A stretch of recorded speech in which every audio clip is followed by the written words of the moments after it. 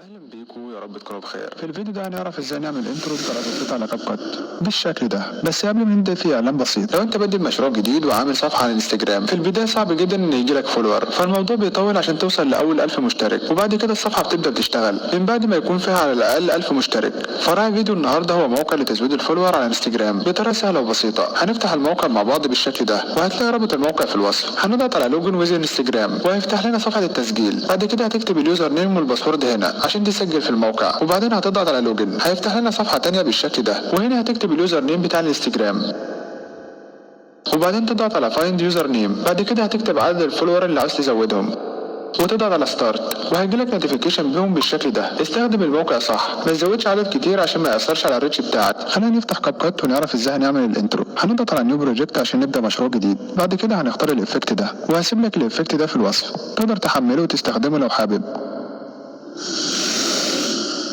ولو حابب تعرف ازاي تجيب الافكتات اللي زي كده، هسيب لك بلاي ليست لمجموعه فيديوهات هتعرفك ازاي تبحث وتجيب ملحقات زي كده. الخطوه اللي بعد كده محتاجين نضيف لوجو او نضيف تكست عشان نعمل بيه الانترو، وهنعمل الطريقتين. خلينا الاول نضيف تكست. هنروح على تكست ونضيف تكست بالشكل ده. مثلا خلينا نكتب جي ار تي.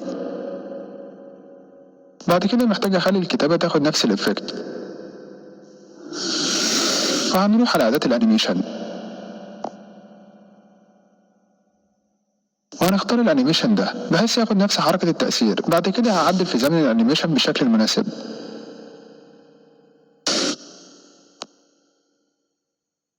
وحرك برضو بدايه ظهور التكست، ودي النتيجه.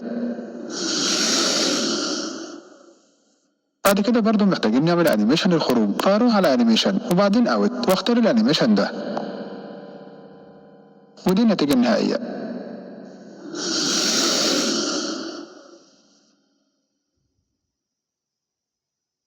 بعد كده خلينا نعمل الطريقه التانية ونستخدم اللوجو. هنمسح التكست من هنا، وبعدين من اوفرلاي هنضيف اللوجو بالشكل ده.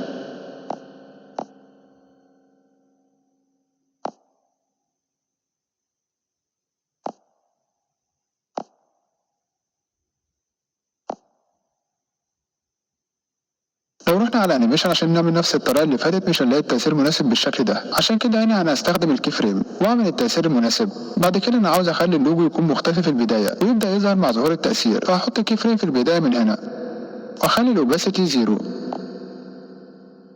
بالشكل ده. بعد ثانيتين هحط كي فريم تانية، وهنا هزود الاوباسيتي بالشكل ده، ودي النتيجه النهائيه.